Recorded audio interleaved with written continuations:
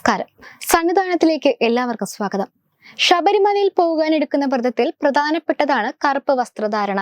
എല്ലാ അയ്യപ്പന്മാരും ഒന്നുകിൽ കറുപ്പ് അല്ലെങ്കിൽ നീല നിറത്തോടു കൂടിയ വസ്ത്രങ്ങൾ ഉപയോഗിക്കും.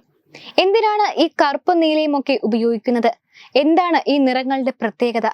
നമ്മളിത് വളരെ ഗൗരവത്തോടു കൂടി ചിന്തിക്കേണ്ട കാര്യമാണ്. പലപ്പോഴും നമ്മൾ പലതും അനുഷ്ഠിക്കുമ്പോൾ എന്തിനാണ് ഇത് ചെയ്യുന്നതെന്ന് ചിന്തിക്കാറില്ല.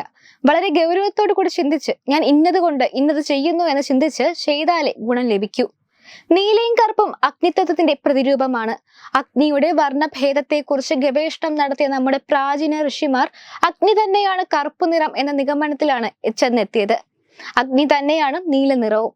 അപ്പോൾ അയ്യപ്പ ഭക്തൻ ശബരിമല യാത്രയ്ക്ക് തയ്യാറെടുക്കുമ്പോൾ അഗ്നി നിവർണമായ കറുപ്പിനെ എടുത്താണ് അണിയുന്നത്.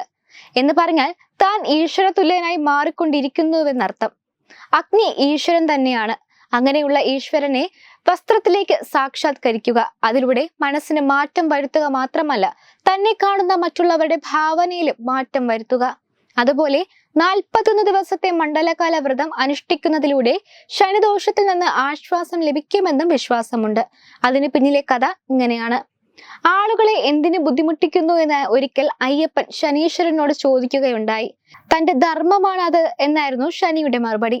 ശനിദോഷം ഒരു വ്യക്തിയെ ബാധിക്കുന്നത് 7 വർഷത്തെ കാലയളവിലേക്കാണ്.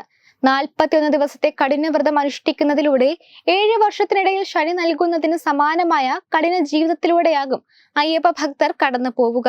അങ്ങനെയെങ്കിൽ തന്റെ ഭക്തരെ ശനിയുടെ ഉപദ്രവത്തിൽ നിന്ന് മാറ്റി നിർത്തണമെന്ന് അയ്യപ്പൻ ആവശ്യപ്പെട്ടു. പകരം ശനിയുടെ നിറങ്ങളായ കറുപ്പ്, നീല എന്നീ നിറത്തിലുള്ള വസ്ത്രങ്ങൾ ഭക്തർ ധരിക്കുമെന്നും അയ്യപ്പൻ ശനിക്ക് ഉറപ്പ് നൽകി എന്നാണ് ഒരു വിശ്വാസം.